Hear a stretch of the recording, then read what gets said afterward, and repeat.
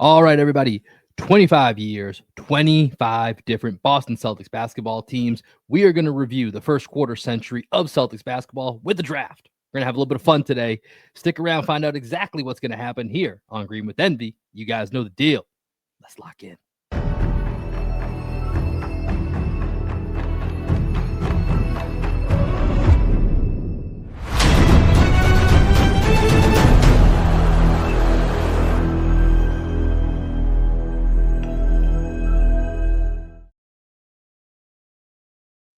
What up, what up, what up? Welcome into another edition of Green with Envy. As always, this is your boy Will Weir checking in.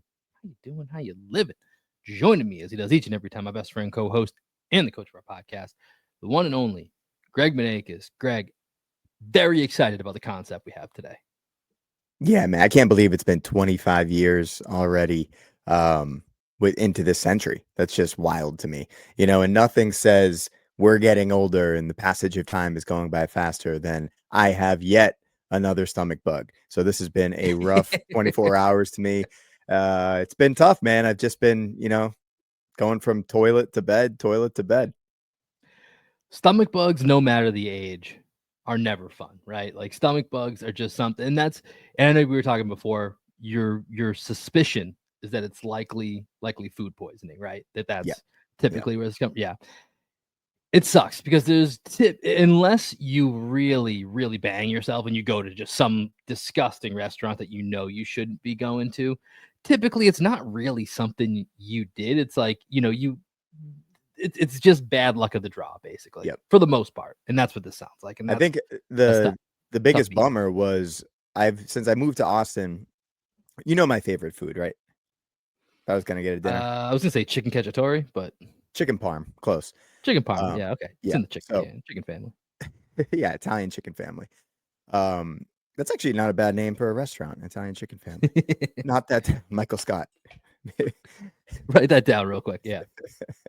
But I've been looking for like the best chicken parm I could find down here in Austin, and I haven't really found a chicken parm that I love. And the other day, when I was traveling to Tempe for work, I grabbed Danielle a bunch of like easy, simple meals for her to use. Just because she wasn't going to have time to raise the kid, go to work and all that stuff and prepare food. So one of them that I got was a chicken parm and she didn't eat it. So when I got back from Tempe, I ended up eating it. And I was like, oh, this is amazing. I love this. I'm definitely going to make this part of the rotation. And yesterday at work, I went into work.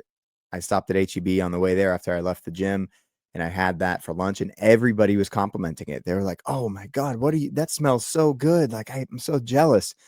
And I cut into the chicken, and I'm not going to lie to you, I did question it when I cut into it. It just looked a little suspicious chicken. And within an hour, my body started to reject it. And I've been projecting it. Suspicious chicken, I feel like you just can't do it. That's one of those things where I feel like we've all had that before, whether it's, we're on a new grill or it's a new oven top, whatever. You think it's cooked or you cut it open or you take one bite and you're like, okay, whatever I cut into was cooked, but maybe there's something in the middle or there's some area. You got to throw that thing either right back in or throw it away. Like you got to cook it longer. Like I understand like for those that don't know what an H-E-B simple meal is, just basically a pre-prepared meal that you throw in the air fryer or the oven and it's good to go. But suspicious chicken, that's also, I don't know, that could be a name of something. Suspicious chicken, I like the way that sounds. I don't know what it is, but maybe that's an indie band. Well. Yeah, I mean, exactly. That's a great Suspicious Chicken playing at the Middle East this weekend. That sounds that sounds perfect. I'm already feeling better. I needed this.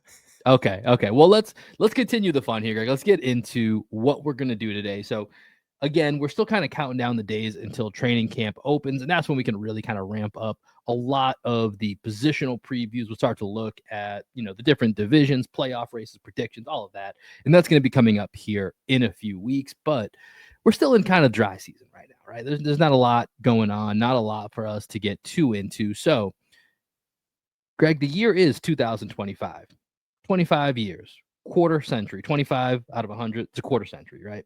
And so that's a large portion of our basketball lives. That's right there in that 25-year window. And so we thought this would be fun. Let's look back at a quarter century of Celtics basketball. And then we wanted to do it in a fun way. So here's what we're going to do. And we've laid this out over text, but now we're going to talk it through and make sure it makes sense here live on the podcast for all of you. And if you find something that's an issue, DM us, hit us up later.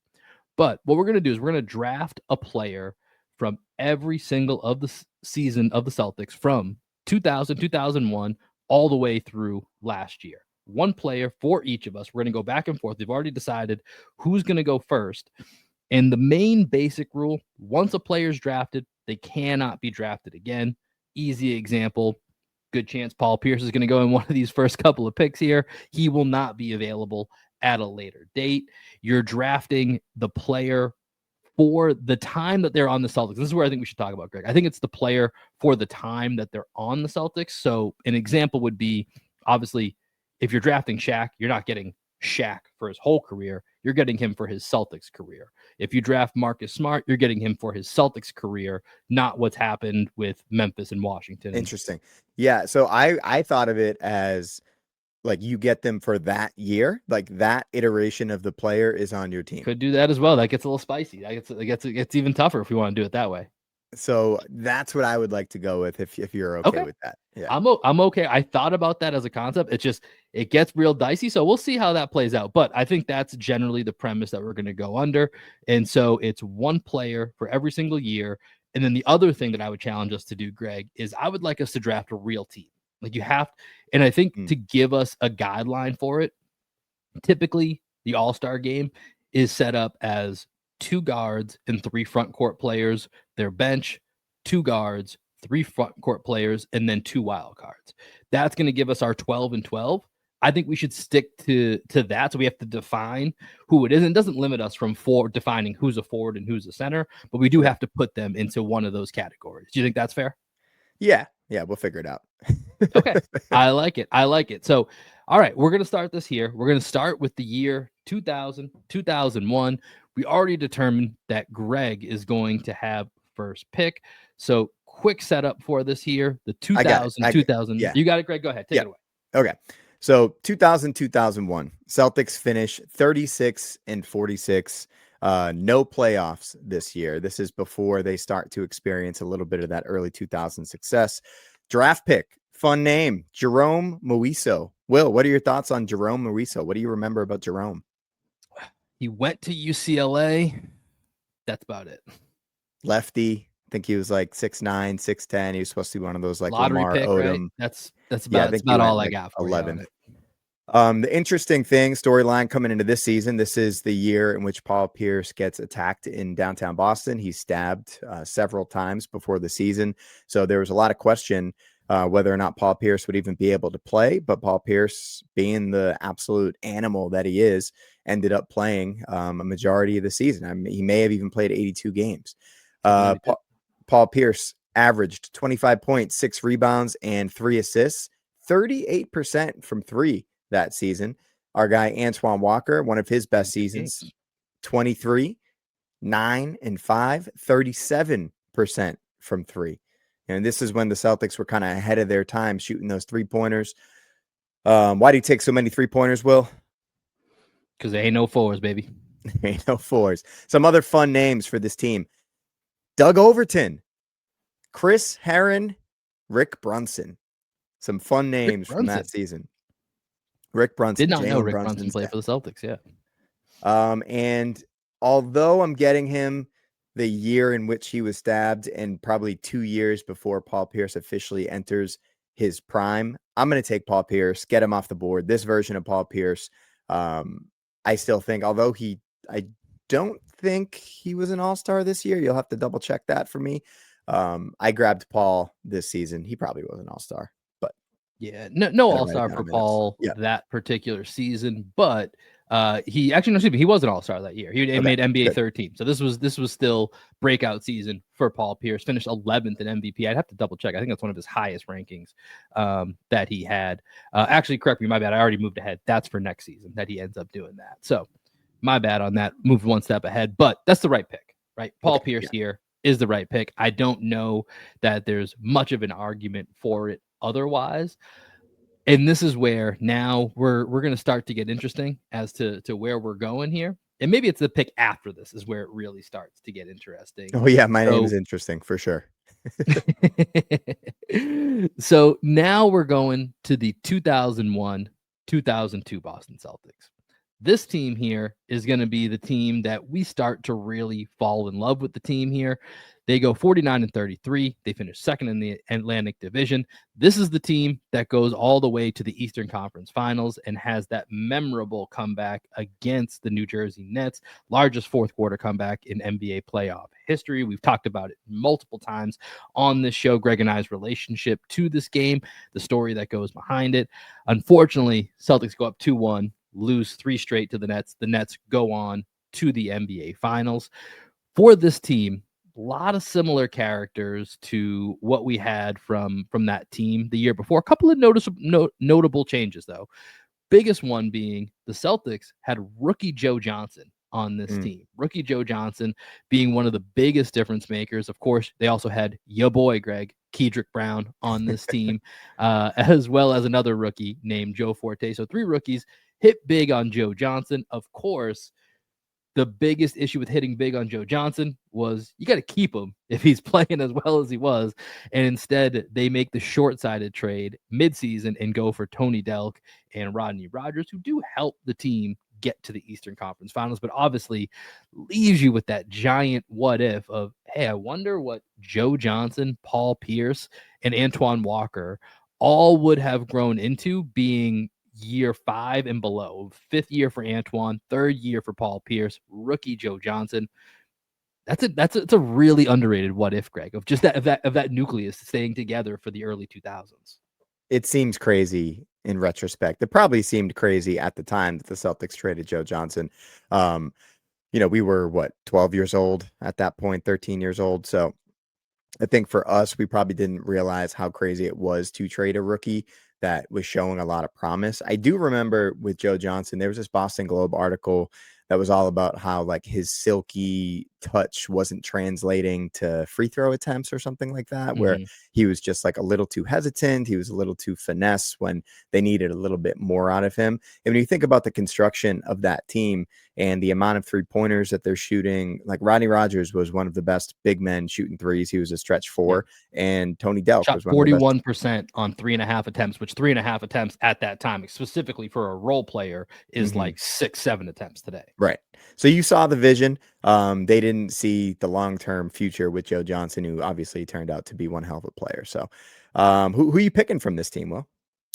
Well, Pierce is off the board. Rookie Joe Johnson is a little tempting, but his numbers are much more underwhelming than you remember. 6.3 points, 3 rebounds, 1.5 assists. Again, he was a rookie. It was about seeing the potential of that long term. This is an easy pick for me. I knew where this is going to go right away. I knew this was how it was going to go for the first 2 picks. Give me Antoine Walker. Still an all-star season for Antoine. He averaged 22 points, 8.8 rebounds, 5 assists, 1.5 steals, half a block per game, 3 turnovers. So 5 assists to 3 turnovers, not horrible. Shot 8 threes per game, which led the league to say the least. 34.4%. Not ideal, not horrible, but the efficiency stats have not been kind to Antoine. Is if you were to look at his overall field goal percentage, sub 40. So not ideal, but still. Those are some pretty just blanket numbers, Greg. 22, basically 9 and 5 with a steal and a half per game. Like that's a pretty incredible stat line, putting the efficiencies to the side. Yeah, it's unfortunate that Antoine, has had a little bit of a rough time post basketball career because he's sort of turned into a forgotten guy from that era. Like he was a really good player. Yeah, dude, I Tommy Heinsohn tweeted on, or loved. not tweeted, but reposted on my personal Instagram, not on the Green with Envy account, but it was KG who was talking about Pierce and Twan. And they were talking about like underrated dynamic duos, and KG was getting super. And I know Antoine's got the Chicago connections. I know KG has some Chicago connections as well, so I'm sure there's that lineage. But he was talking about how when he used to play Boston before he came to Boston, and it was Twan and Paul Pierce. He was just like, yo, we couldn't stop him because we doubled one. They just give the ball to the other dude. And so it was cool to hear the respect that they had from another guy like that at the time. Yeah, I thought about drafting Antoine with my first pick just because I think the best version of Antoine was probably the year before this, because Mhm. this is the year that Kenyon Martin like really starts to get in his head, and this is like a little bit of the downfall of Antoine Yeah. after that series against the Nets. So that was my thought process. Um, but I ended up going with Paul just because he's Paul Pierce, and you got to take the truth every single time. All right, Greg. This is let's keep it going here. The times were still pretty good in 0203, so set it up for us. Okay, so the Celtics go 44-38. They finish sixth in the Eastern Conference, third in the Atlantic Division. Um, Paul Pierce makes his All-NBA third team once again. This is in the offseason. The Celtics trade for Vin Baker and Shamond Williams.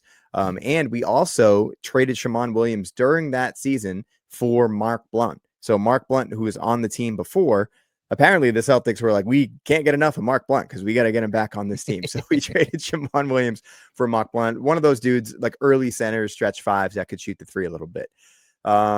Pierce, Antoine were both all-stars again. We had Both off the board. both off the board. We had a guy named J.R. Bremer. Do you remember J.R. Bremer, little lefty I point do a guard? little bit, a little lefty. Yeah, I do remember Yeah. him. Yeah. So he goes undrafted, but makes the all rookie second team with the Celtics that season. I didn't see that coming. We drafted a guy named Darius Songaya. I don't know if you remember Darius, but he was traded Fake. to, I think before the season, to the Kings. This is Antoine's last season, part one. And we end up losing once again to the Nets in the second round. We get swept by them.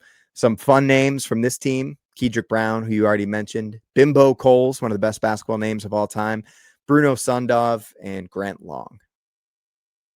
Who's your pick? I'm going to go Walter McCarty here. I'm going to go Walter. Walter. Walter, this is probably peak I Love Walter, the fascination with Walter McCarty around the city of Boston. Black dude with the Irish name. Can't get better than that. And, Walter would just sit in the corner, shoot those threes. He would run the court as Tommy Heinsohn screamed, "I love Walter." And I think I just got to take Walter here, and I'm setting myself up for, a pretty nice front court.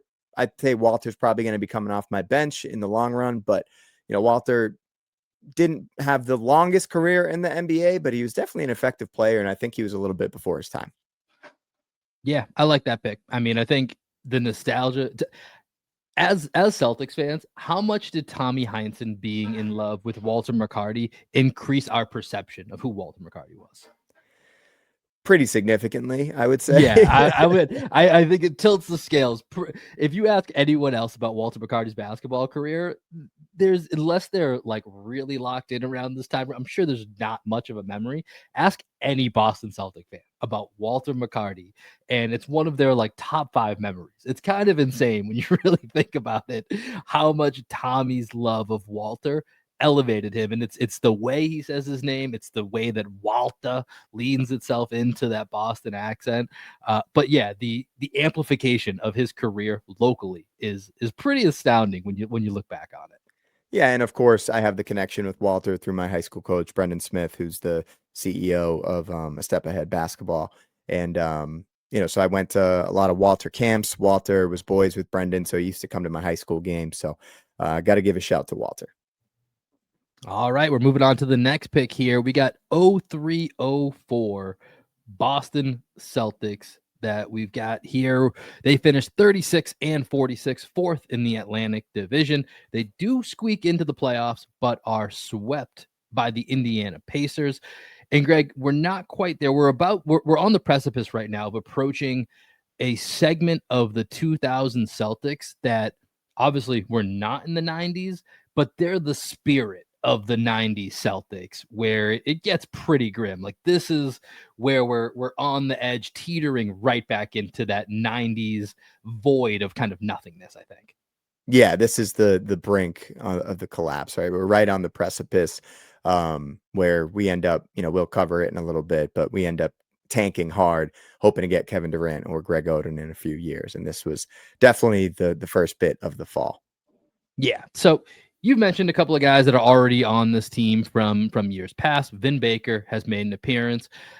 Here, this is something that I think is a little bit interesting. This is Dana Barros coming back to the Celtics. But question for you, and I'm just looking at this in real time here, Greg. Dana Barros is on this team, is returning to this team, I guess. Marcus Banks is on this team as well. Who's wearing number 11? Marcus Banks. That's right. What was Dana Barros' number? Ooh, 3? Pretty close. 13. Not bad. Not Okay, bad. I'll yeah. give that to you. That was pretty good. But yeah, Dana Barros is always number 11 because we went to his camps. We had him on the show, friend of the show. So it's just interesting looking at that. But yeah, we've got Dana Barros back on the team. We've got Marcus Banks as a rookie making an appearance. Do you still have that jersey somewhere, Greg? I wish I did. I think the only Celtics jerseys I still have to this day are Rajon Rondo and Robert Parrish. Marcus Banks would have been an excellent festival jersey, right? Like, you know how like everyone brings out their throwbacks for ACL or whatever music festival. Marcus Banks would have been an incredible find. Other guys that we have on this team making their first appearance, we have Ricky Davis is in the mix now. He is on the board. Joining him, you mentioned, Greg, that this was leading up to previously the trade of Antoine Walker. Rafe LaFrance, say hello to my Rafe LaFrance. He's now in the mix as well as we have rookie Kendrick Perkins.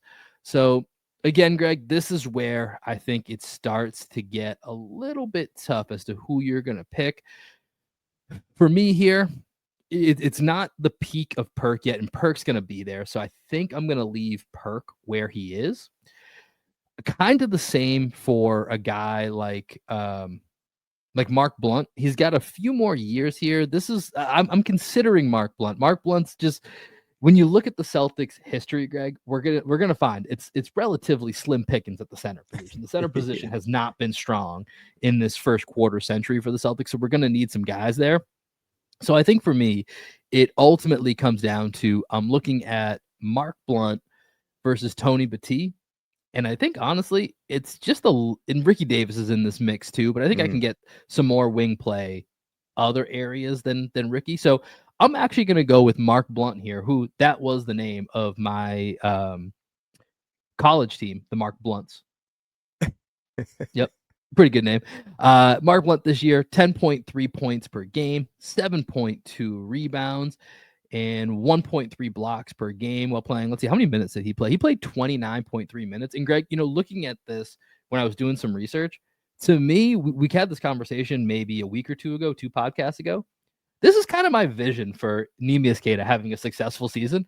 Is not, at least from a number standpoint, is not too dissimilar from this. Mark Blount was not shooting threes at this time. So it's he's shooting 56.6% from the field, playing 29-30 minutes a game. Like, this would be a pretty satisfying Neemias Queta line for me in present day.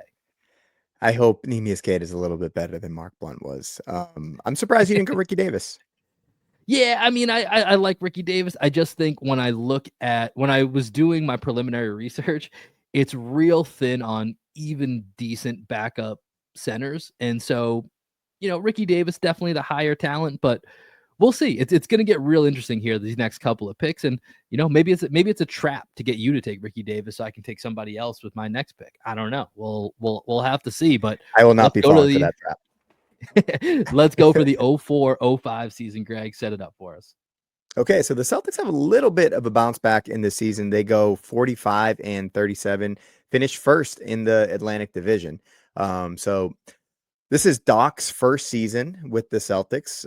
They bring in the glove, Gary Payton, and Rick Fox. So old friend Rick Fox comes back, but he ends up retiring before this season. So the Celtics clearly wanted to kind of reclaim some glory after a pretty bad year before. They end up trading Gary Payton for Antoine Walker as a little reunion there. But Payton was inevitably waived by the Atlanta Hawks and then re-signed with the Celtics. So they ended up, I don't know if that's still a loophole you can do. I feel like they closed that loophole. But he ended up returning to the Celtics. The player, yeah. Mm-hmm. Paul's an all-star this year. They end up losing in the first round to the Pacers in 7. After this season, they trade Antoine and Gary Payton to the Miami Heat, where they end up becoming 2 parts of a championship team. So you could see the vision, what the Celtics were trying to do here. In the draft, they end up getting Big Al Jefferson, Delonte West, and Tony Allen. You've mentioned the other fun names from this team: Marcus Banks, Rafe LaFrentz, and Ricky Davis. And I got to take my guy, Big Al. Big Al Jefferson is going to be my pick here, although it's his rookie year. Do you remember how excited you were to see Al Jefferson as a rookie and Tommy Heinsohn I just do, because raving that was the over whole his that post was the play? whole point of my trap. Was I hoping you would pick Yeah, Ricky Davis, that I'd have yeah, Al Jefferson. That was my trap right there. yeah. Al Jefferson was Love so Big much Al. fun. And, obviously he ends up becoming part of the KG trade, has a pretty good career in the NBA. And I think Al Jefferson is probably one of those guys that is going to be looked at as one of the best pure post scorers of this time. Yeah, I'm pretty sure, and I'd have to double check this here, and let me see if I can pull up his basketball reference real quick. But I'm pretty sure Al Jefferson never made an All-Star team, but did make an All-NBA team. Like, Al Jefferson was a pure bucket getter, and I remember when the Celtics drafted him. Yeah, never made an All-Star team, made an All-Rookie team, and made an All-NBA team with the, I believe it was with the Bobcats at the time. Either the Bobcats or the Jazz. But I remember when they drafted Al Jefferson, he's from Mississippi. And I remember his high school stats are insane. It's like 45 points, 22 rebounds, and 7 blocks or something insane. And that was back when there just wasn't the same, level of exposure, right? So I'm just reading about it in the Globe and I'm like, yo, who is this kid out of Right. high school that we just drafted? And, 1 year after especially taking Big Perk out of high school too. right, exactly. And then having Antoine, losing Antoine, reuniting with Antoine, and then like he was like, this is the guy to fill the void of who's going to run side by side with Paul Pierce, right? Like he's going to fit into that mold, different stylistic player than Antoine, but that 1-2 punch of, at the time, everything was kind of centered around like, hey, there's a Shaq and Kobe, right? How do we get our version Right. of Shaq and Kobe? And that, not that it was ever going to be that, but it gives you the vision of that. So yeah, Al Jefferson, great pick. That's my guy, man. I absolutely love Al Jefferson. All right, let's go to the next season here. Again, 05-06. We are looking at this here as again, kind of a lineage to the 90s Celtics. They go 33-49 in this season. Not a great year under Doc Rivers. Some of the candidates that I'm going to be looking at here for potential choices that we have. We got Tony Allen in the mix. Ricky Davis still on the board. As you mentioned, Al Jefferson now off the board. Delonte West, underrated being on the board here. Delonte West, really like him. We'll talk about him a little bit more here in just a second. Wally Szczerbiak. What do you remember about Wally Szczerbiak as a Celtic, Greg? The hair. Wally Szczerbiak had some great hair. He's a wing, like a kind of a stocky wing who could shoot the three, super athletic. When he played for the Timberwolves, he was one of KG's running partners with the T-Wolves. Wally had a decent NBA career, man. He had a few seasons over 20 points and made an All-Star team. Didn't really work out with the Celtics, but he was on the Celtics, that's for sure. He was on something. He could shoot that thing, right? So in this season, he averaged 17.5 points a game. He shot 39.3% from three on 3.5 attempts. Like pretty good, right? Not a bad season from Wally. I think he had some injuries, only played in 32 games. So that obviously held him back. So for this pick, Greg, I'm debating between two guys. Should mention rookie Gerald Green, also on this team, first time around for Gerald Green. He'll come back up later, so don't get him now. There's going to be opportunity for Gerald Green later, which I would argue is definitely the better version. Veteran Gerald Green was one of the nicest surprises I've had in my NBA fandom, of him coming full circle from complete, unfulfilled potential to nice, solid veteran that you like having around the young guys. Didn't see that coming. But for this pick, Greg, I'm stuck between 3 guards right now. Okay. And I'm going to tell you who it is that I'm looking at. So we've got Tony Allen, we've got Delonte West, and we've got Ricky Davis still on the board. So we've got an explosive scorer. We've got Delonte, and let's talk about Delonte West for a second, right? Obviously, we've seen a bunch every couple of years it comes up the hardships that have gone on in his life, and it's super unfortunate.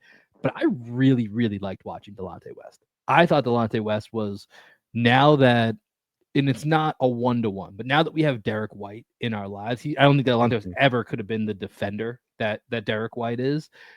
But offensively, I feel like there's a little bit of lineage there. Like his numbers from this year, Greg, 11.8 points per game, 4.1 rebounds, 4.6 assists. He's shooting, you see, from the three, he's shooting 38.5%, played in 71 games, played 34 minutes. Like, am I crazy in saying, and like I said, take the defense out of it. Offensively, is there a Derek White light in Delonte West game that you remember? I'm actually surprised that you're saying he wasn't a good defender. Obviously, he's not as good of a defender as Derek White is, Yeah, but that's all I mean. I'm he was just for the pretty solid. comparison's sake. Yeah, for the Yeah, yeah, comparison's sake, I'm saying that Derek White's an all NBA defender who leads right. the league in blocks for guards. Yeah. Delonte, he had some moments where he would fly in, get some blocks. He was great at playing the passing lanes, long arm defender. I think one of the things with Delonte that I really liked about him was his college career ending up in the pros, right? Like that was when I was really into college basketball. Mm-hmm. And it felt like the Celtics never really got any of the guys from college that I loved onto the team. Like, even when we got Paul Pierce and Antoine Walker, like they weren't my guys. I wasn't a Kentucky guy. I was a UNC guy. So, I'm there hoping for Vince Carter and Antoine Jameson. And instead we get Paul Pierce and Antoine Hey, we got Walker. Shamon Williams from that team.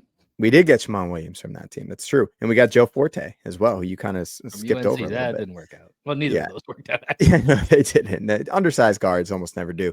Yeah, but I really like Delonte, man. If you pick him here, you're stealing my next pick. So I'm going to just be very honest with you. I'm taking Delonte next. I'm doing it. I had kind of planned on it, like that at some point I wanted to talk about Delonte West because he's one of those role players where, I mentioned the opposite of this, where Walter gets kind of elevated. I feel like Delonte gets forgotten, and Delonte was a lot of fun to watch, and I believe he ends up being in the Ray Allen trade, and it's one of those moves where it's like, I get it. But it was either that or the KG one. I can't remember which one. And it's obviously like, I get it. We're getting Ray Allen or KG.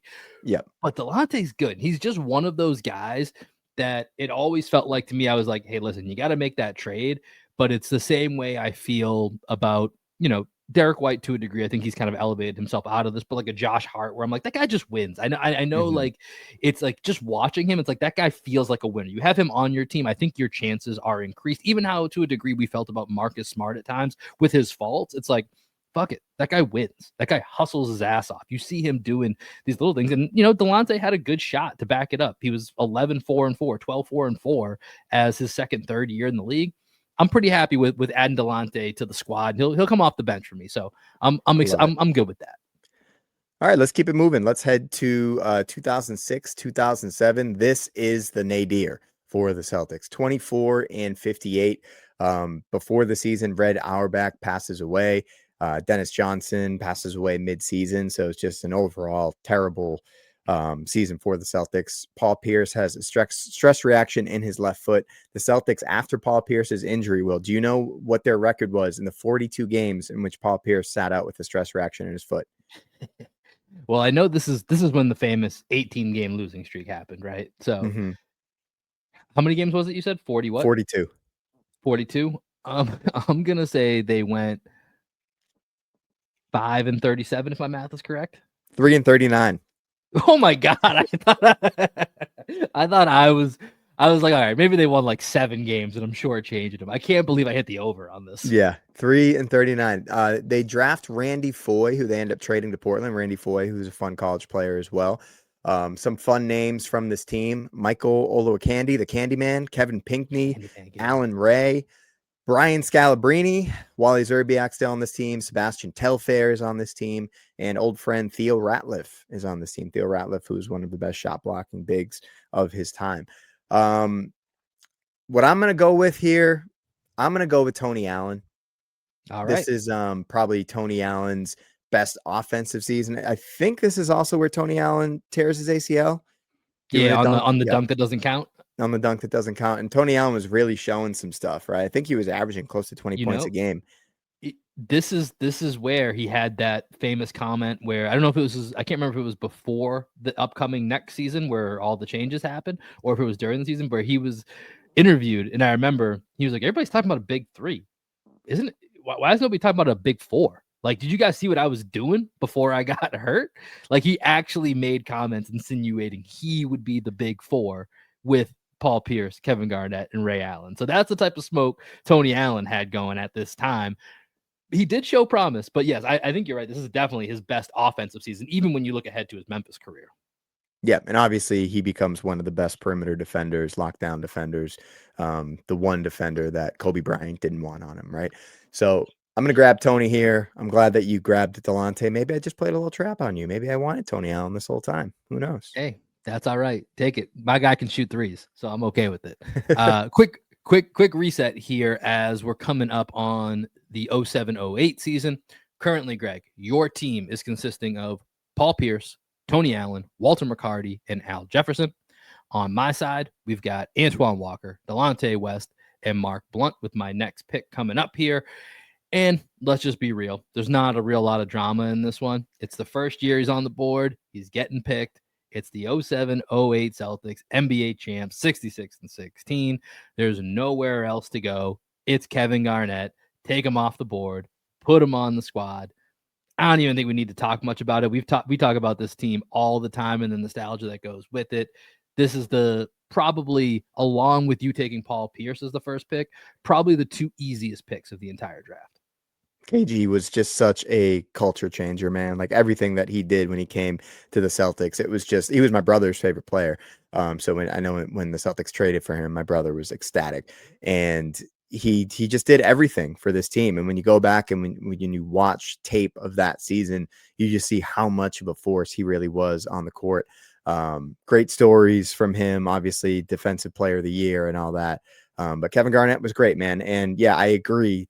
Considering how many years we have left and how long into the pod we already are, we should probably keep it moving. Let's keep it moving here. Let's keep it moving. All right. 2008, 2009, Celtics go 62-20, 27-2 start to this season. And when you ask anybody with the Celtics, they thought that this was actually the best team that they had during this era. KG goes down with an injury, calf injury that he's never able to get over. And he never plays again that season. KG just sits out the rest of the season. We keep hearing that he might come back. He doesn't come back. And that's the lost championship. You know, it's the championship where we end up losing to the Magic in 7. The Magic end up playing LeBron and the Cavs. And that's supposed to be the LeBron versus Kobe final. And it ends up being the Dwight Howard and Orlando Magic against Kobe Bryant. And they just smacked them. Okay. For the draft that year, the Celtics grabbed Semi Erden and J.R. Giddens. What do you think about those guys? Any remember anything about I was just thinking, what are the chances that a team drafts two guys with the name Semi? It's a great question. Semi Erden and then Semi Ojeleye. I mean, that's got to be the only team in history. Stephon Marbury joins this team in February as, you know what? I know we're going long, but fuck it. We're having a good time. It is what it is. Game 5 against the Magic, I believe, was the last win the Celtics had that year. You and I were at that game. Stephon Marbury. I mean, he came in. I remember in the second half, he had a big run. It's probably his only run as a Celtic where it felt like he was a difference maker. And he got the Celtics one game away from the Eastern Conference Finals before the Magic just caught fire. But I don't know if you remember that game like I do, but it was, from what I remember, the only time it felt like Stephon Marbury made an impact with the Celtics. Yeah, they just kept going back to him, hoping that he would turn back into Starbury, and he never did, except for that one stretch in Game 5. But I kind of forgot that he was on the Celtics for that year. Some other fun names from this team: Mikey Moore, Gabe Pruitt, and Bill Walker. I'm going to go Ray Allen. I think this is actually the best Ray Allen that the Celtics have, because he has to elevate in KG's absence. I believe this is the year in which the Celtics play the Bulls in the first round, and Ray goes crazy going up against Ben Gordon. Him and Ben Gordon, that was one of the best first round series of all time. Yeah, maybe. So I think grabbing Ray Allen here actually gets me my best bang for my buck with Ray. So although you had to take KG, I think it works out well for me grabbing Ray Allen here. I like it. Let's keep it moving. Let's go to the 2009-2010 season. This is where the Celtics end up back in the NBA Finals. They go 50-32 in the regular season. They beat the Heat in the first round, which is obviously pre-LeBron going to the Heat, so just Dwayne Wade. Then they beat LeBron in his last series with the Cavaliers, send him essentially packing directly to Miami. And then they get revenge against the Magic in the conference finals. Of course, unfortunately, falling to the Lakers in 7 games at the hands of Ron Artest, aka Meta World Peace. For this season, Greg, a lot of familiar faces, but we do have some new additions in here. Nate Robinson is in the mix. Rasheed Wallace is in the mix. Sheldon Williams, who doesn't even deserve to be mentioned, is unfortunately on this team. He's available to be picked. Michael Finley. Forgot Michael Finley made a brief appearance on the Celtics. Really liked Michael Finley, Mavericks version back in the day. I thought he was a little bit underrated in that 2-guard role when they had the Steve Nash, Mike Finley, Dirk Nowitzki core. But I think this is going to be an easy choice. On this team too, right? Say that again? Michael Petrus? This is pre-Michael Petrus. This is Marquise Daniels, our guy, friend of the show. Marquise Daniels is on this show, is on this team as well. Scalabrini's on this team. But I think for me, Greg, this is actually where the big four ended up going to. It's Rajon Rondo. Rondo's the pick here. I don't know if this is definitively his best season. It's probably a year or two from now when he's basically the guy out of the four. He's like probably the best player out of the four when they go toe-to-toe with Miami here in a year or two in 7 games. That's probably the best version of Rondo, but I don't think he's going to get past the next one. And we've already drafted the other 3 main guys. You took Tony Allen. So I think this is the best pick right here. I'm going with Rajon Rondo for the 2009-2010 Celtics season. I'm actually surprised that I didn't have like a visceral reaction to you mentioning Meta World Peace hitting that 3-pointer. Because it was typically gross that night. I still remember watching that on your couch at BC and just agony. Just agony watching that game. Yeah, it was brutal. But I don't think I could feel worse than I do with my stomach right now. So I think that's why. Okay, we're going to move to 2010, 2011. This is the year that the Celtics bring in the big Shamrock, Shaq. They also bring in his O'Neal brother, Jermaine O'Neal. This is also the year that they break up the starting 5. This is the storyline from this year, is that they trade Kendrick Perkins. They bet on Shaquille O'Neal and Jermaine O'Neal, hoping that they can hold down the center position. And they felt like they needed to go get younger. So they trade Perk midseason for Jeff Green. And, you know, the famous line, that starting 5 never lost an NBA Finals when healthy. First year, this is also the first year of the Heatles. So the Celtics go up against the Heatles in the playoffs and lose in 5. This is Avery Bradley's first year. Celtics draft Avery Bradley, and I will give you $100 right now. If you haven't looked this up already, can't lie to me. Who's the other draft pick for the Celtics this year? Okay, I was just looking at the roster, but I didn't see who this is. So Avery Bradley, who I know we picked, I think at like 19. I do think I know this because I think we knew someone that maybe either went on a date with them. Is it Gabe Pruitt? No, Gabe was on the team in 2008. Gabe was on the other team. Okay, never mind. I don't know who's the other pick. Luke Harangody. Luke Harangody. You know what? He looked like my uncle. The Heron God. For those who don't know, I'm adopted. My uncle's very Irish. Some fun names from this team. Carlos Arroyo, fun little point guard. Nanad Kristich, stretch 5. Troy Murphy, Notre Dame legend. Sasha Pavlovich, and Von Wafer.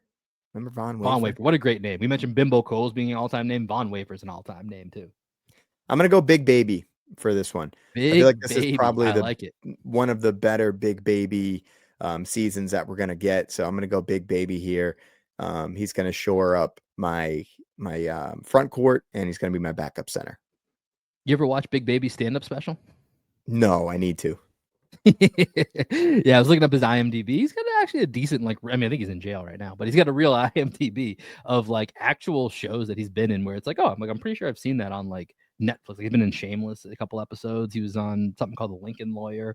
So, I mean, he's got a real acting career. So there is a second phase of Big Baby once he gets out of jail that could be coming to your TV screen. So I like that pick. Big Baby was definitely on my board here. Let's keep it moving. Let's go to, so this is now the 2011-2012 season. This is going to be the NBA lockout season. So let's go 39-27. Ultimately, this ends up being the year where I kind of referenced it earlier with this is probably Rondo's peak. I think this would have been like the actual best Rondo year where the Celtics in the playoffs, they beat the Atlanta Hawks, beat the 76ers, who were an 8 seed that beat the 1-seeded Bulls. This is the year Rose goes down. His whole career takes a different turn. But this is a 76ers team that had Andre Iguodala, had Drew Holiday, had Elton Brand, like really interesting 76ers team. And then ultimately the Celtics. And I believe it's also the 76ers team that was depicted in Uncut Gems. When you're looking at that scene with KG, I believe it's from that series. And then ultimately Celtics fall in 7 games to the Miami Heat. And so for the season, Greg, you mentioned a guy who I'm probably leaning into. You mentioned Avery Bradley was his rookie year the year before. This is kind of the year where Avery Bradley starts to show a lot of potential and ends up being the reason that Ray Allen is not brought. Well, it's not fully the reason, because the Celtics still offered him a contract, but it's the reason that things got tense between the Celtics and Ray Allen. And especially, you know, I mentioned some of the stories that KG and Pierce tell on their podcast show, whatever the hell it is. I mostly just see it in clip form. They love Avery Bradley. Absolutely love Avery Bradley. And actually, Greg, I meant to tell you this before our men's league game last week.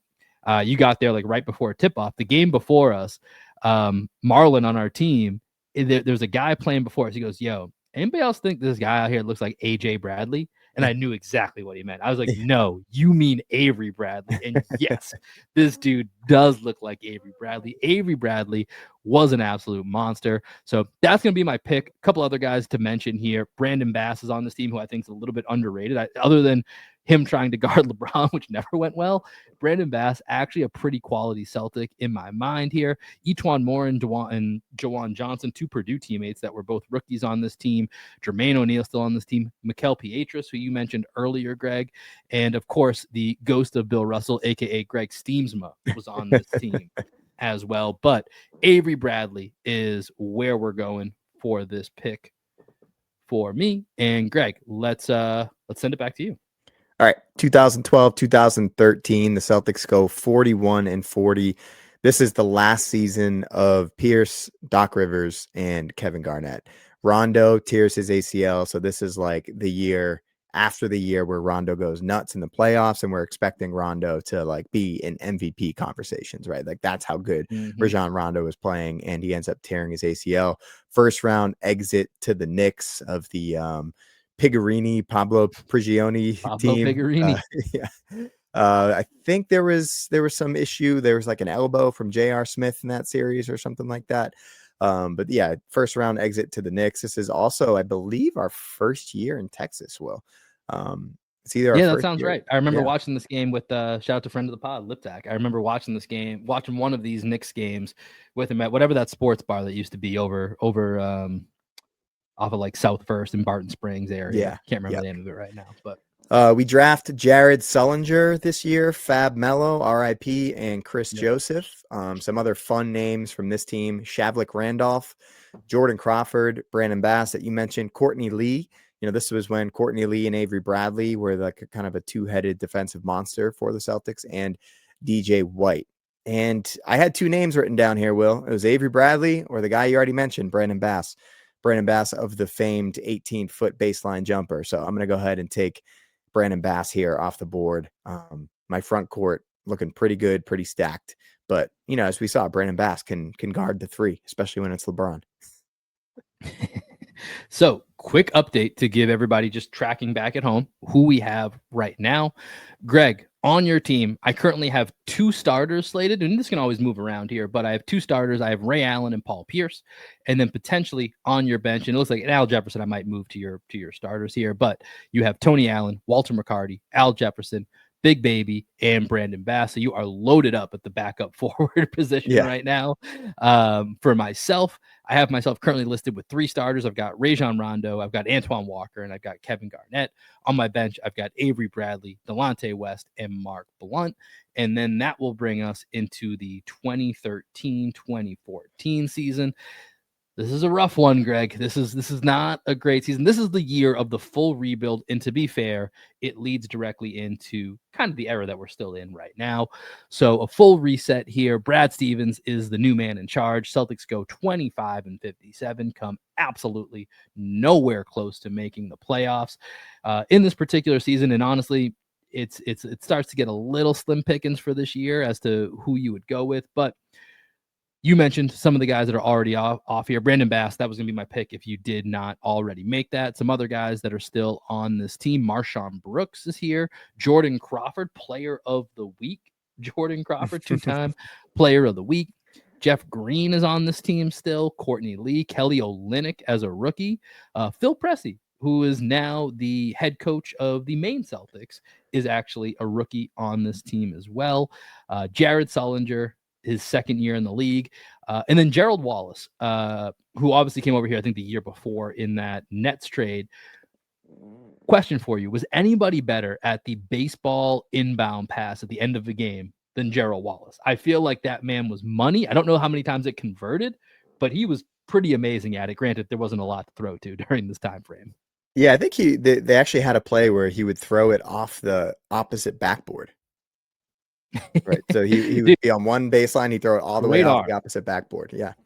Great arm, deep voice, wasn't really in his prime the time he got to us here. So with this pick, Greg, I've got kind of two guys that I'm looking at. And you know what? I'm going to do it. I'm going to go with Jared Sullinger. I feel like he's a little underappreciated. I always felt like he had a chance to have a better career. Didn't work out here in Boston, goes to Toronto, and it fades out really quickly. But again, a guy I really liked in college. Always was like, can he slim down a little bit? Like, he uses his body well, but he had a pretty nice year this year for the Celtics here. He was 13.3 points per game, averaged 8.1 rebounds, shot 43% from the field. You know, Jared Sullinger, I just think a little bit underappreciated. It could have gone with Jeff Green here, who's probably the best player that's on this board here, but I'm going to stick with my guy, and I'm going to go Jared Sullinger for this one. Okay. All right. Let's go on to 2014, 2015. And I want to actually pull up the roster here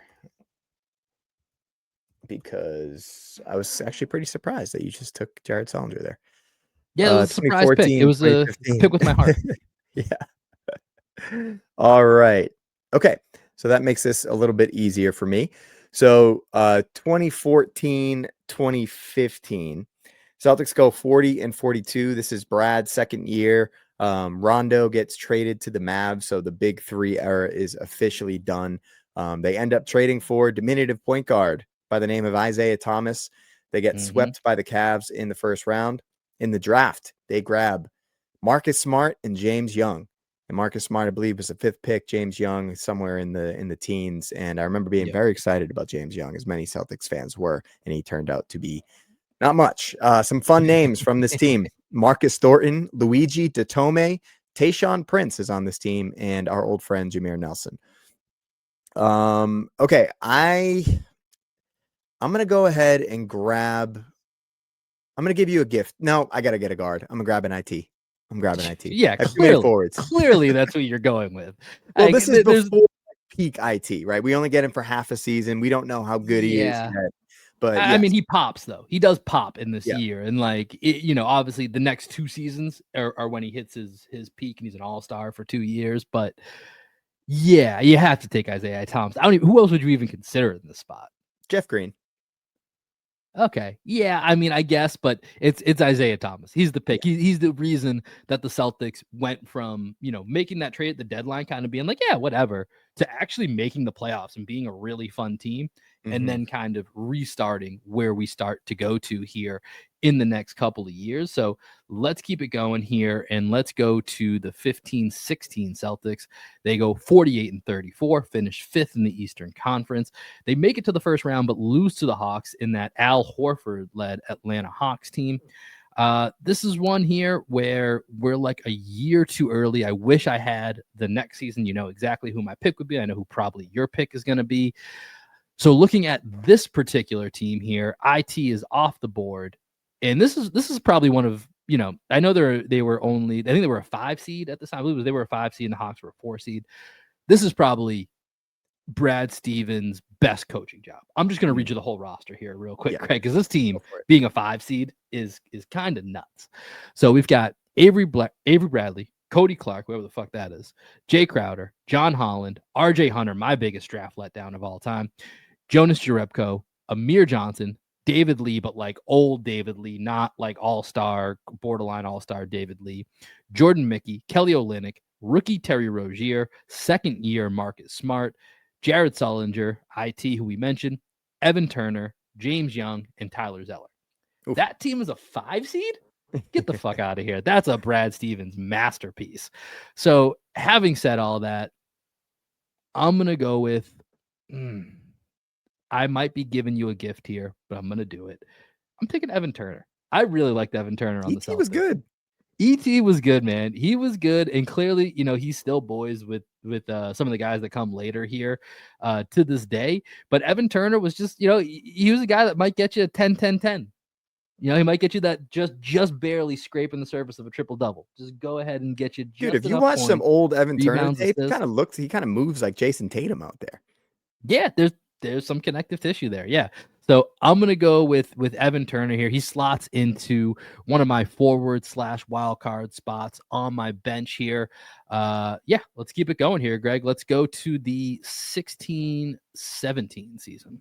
Okay, so this is one of the Celtics' most successful seasons of this era. Number 1 seed, 53-29. They draft Jaylen Brown, Yabusele, Ante Zizic, and Demetrius Jackson. This is the Gerald Green series in the playoffs, right? Where they go up against the Bulls. Rondo's kind of giving us the business against the Bulls. Jimmy Butler's on that team, and Brad Stevens decides he needs to go small, inserts Gerald Green, turns the series around. And this is also the year of the Kelly Olynyk game. So this is a fun playoff run. So we beat the Bulls, we beat the Wizards in 7, and then we lose to the Cavs in 7. So I'm going to go. This is a tough pick. This is a tough pick. I'm going to go Marcus Smart. Go Marcus Smart here. Okay. Yeah. Year 3 of Marcus Smart. I could take a rookie Jaylen Brown, but that's nowhere near the best version of Jaylen Brown. Jaylen Brown doesn't really become anywhere close to what he currently is until like year 3, year 4. So if you want to grab him year 2 next season, you're welcome. But I'm going to go Marcus Smart. I think this is when people really started to get excited about what Marcus Smart was for this Celtics team. I think there's an argument for a Kelly Olynyk or a Gerald Green, but taking them over Marcus Smart just seems crazy. So I'm going to go Marcus, and I feel good about it. All right. Marcus Smart is the pick, and that's interesting. All right. And this is where your rule sets this up to be really interesting as to, what we do with some of these decisions. So I've got a big decision here for 17-18. Celtics go 55-27, second in the Eastern Conference. This is where they beat Giannis and the Milwaukee Bucks in the first round. They take out the Philadelphia 76ers with Ben Simmons, Joel Embiid, and then they eventually lose to not even the Cavs. They just lose to LeBron. They lose to LeBron 4-3 in the Eastern Conference Finals. And this, of course, is that team where, Greg, there's a lot of interesting choices, obviously, that we can go to. This is where we start to have Kyrie Irving's in the mix. We've got Gordon Hayward's in the mix. Jayson Tatum, rookie year, is in the mix. You now have year 2, Jaylen Brown out here. And so this is really tough. I'll be honest, I kind of in my mind, and I don't know if you don't have to do this. This is just, I'm telling you, this is what I did when doing this. Yeah. I kind of disqualified Kyrie and Gordon Hayward because they just don't feel like Celtics, right? This is supposed to be a celebration of 25 years of Celtics. Is there anyone that you're going to talk to that's like, man, I'm really still thinking about the Kyrie Celtic days, the Gordon Hayward days. So like, listen, I'm not taking either of those guys. Those will be on the board for you. If you want to take them, feel free. That was just my own personal rule. So for me right now, the biggest, there's a really big decision that I'm going to make right now. And because I didn't know how we were going to set this up, I didn't think I was going to have to make it. And now I'm torn, but I think I know what I'm going to do. And it is what it is. Give me Al Horford. I'm taking Al Horford here. All right. I'm taking Big Al. Al's my fucking guy. So Al Horford, I'm taking him. He's going to round out my front court here, where at least preliminarily, see what breaks here in these next couple of rounds here. Looks like Antoine, KG, and Al Horford is going to be my front court. Pretty excited about that. There's a few other ways that I could have gone here, but there's more decisions to be made. There's more game to be played. Greg, let's head to the 18-19 season and see what you got. Okay, so we lose in 5 games to the Bucks this season. I do have Horford written down as the pick I thought I was going to take at this point, but you just took him off the board. In the draft, we grab Lob Williams, some other fun names from this team, Brad Wanamaker, PJ Dozier, and old friend Semi Ojeleye. So I feel pretty lucky, man. I think my gambit worked out, and I'm going to be able to get Jaylen Brown year 3 here. And yeah, I'm going to go Jaylen Brown year 3. I know I'm passing up on Tatum year 2, but I'm going to go Jaylen Brown year 3, and I feel good about it. Hey, Jalen's my listen, guy. I got to have him on my team. Jalen's that's my what I'm guy. saying. That's your Al's my guy, Jalen's your guy. Like it all makes sense. And Jalen year 3 is when you start to see kind of the tea leaves, right? Especially when everything starts to break down a little bit, right? And it's becoming, would you trade Jaylen Brown and somebody else to get Kawhi or whatever? Or like there's some of that talk going around, Jimmy Butler, and it's like you're starting to get the tip of the iceberg with Jalen, where you're like, there's more than what we're getting right now, but this team was just such a disaster that it was hard to get the full picture. Obviously, I think probably the most disappointing team from an expectation standpoint out of this entire exercise is that team right there. But that brings us to the 2019-20 COVID season. And so let's bring this up here. Celtics go 48-24, finish third in the NBA Eastern Conference. They win the first round against the 76ers, sweep them out of the bubble. This is, of course, Al Horford on the 76ers now at this point. Sweep them out of the bubble. Then a pretty memorable but unfortunately forgettable series against the Raptors because of it being in the bubble, but a really entertaining 7-game series against the Raptors, who this was right after their championship run. So no Kawhi Leonard there, but they had Lowry with OG and Pascal Siakam, Fred VanVleet, a host of other guys. Chris Boucher now on the Celtics was on that team as well. Celtics squeaked by in a pretty fun 7-game series. And this is where we started to get our hopes really up. We're like, oh my God, we're going to go to the NBA Finals this early with this team. Look at all this revamp change. And then the Heat, and this is Jimmy Butler at Jimmy's peak. The block that Bam Adebayo had on Jayson Tatum will be imprinted in my mind. I think maybe other than LeBron's chase down, maybe the greatest defensive play I've seen in the playoffs. Like it looked like he broke his wrist on that play. Like Yeah, it's pretty great. Still incredible that he was able to make that. But this is year 3, Greg. It's year 3 of Jayson Tatum. Kemba Walker, you could consider him at this time. This was Kemba's best season as a Celtic. He was actually pretty electric in that first half of the season before all the knee injuries and then just completely. Well, do you remember the Raptors when they were covering him? Their whole game plan was just like take Kemba Walker out of the series in the bubble and make the other guys beat us, and that's what they did. And the other guys had to step up. Yep, 100%. And so I would love to talk more about Kemba, but it's going to be Jayson Tatum. This is year 3 Tatum. He finishes 12th in MVPs, an all-star. He makes the 3rd team All-NBA. It's definitely not his peak. We know where that is coming, but he's not going to be available if I pass on him now. So 23.4 points per game, 7 rebounds, 3 assists, 1.4 steals, and a block. It's just a no-doubt slam dunk. Give me Jayson Tatum. Not in my wildest dreams when I was prepping for this did I think Jayson Tatum was going to make it to me, but sometimes, my friend, that's just how the cookie crumbles. Going on to the 2021 season, Greg, what do you got for us? Okay, so this is a very disappointing year. Jaylen Brown ends up getting hurt going into the playoffs. The Celtics end up in the play-in game. I think it was the inaugural play-in game, or maybe no, the year after because they did the play-in game in the bubble, right? Is that when it started? No, this was the inaugural one where JT dropped 50 in the first ever play-in game. Okay, yep. So JT drops 50 against his buddy Bradley Beal. They end up losing in 5 games to the Nets, but Tatum like really balls out. Tatum, this is an all-star season for him. I think this is his first all-star season. 26 points, 7 rebounds, 4 assists, 1 steal. Jaylen Brown also makes all-star team, averaging 24 points in this one. I'm going to go with, let's see, probably Kemba Walker here, although this is like kind of the beginning of the end for Kemba in the NBA. He still averaged 19 points this season, so I'm going to grab Kemba here. He played 32 minutes per game. The other guys that are available, Evan Fournier, Daniel Tice. It's about it, man. No Lob Williams. I know it's a year before. He's probably at played his 13 best, games. Yeah, that's a little tough. That's I'm sorry. Started 13 games. He played 52 games. Okay. Apologies to Rob. I mean, Tremont Waters, that's your boy. He's on this team. Imagine if I picked Tremont over Kemba. I mean, you could. It's your team. You can do what you want. But okay, Kemba Walker, there's the pick there. I mean, honestly, at this point, he's going to be on your bench. So it's a quality player that you got coming off your bench there.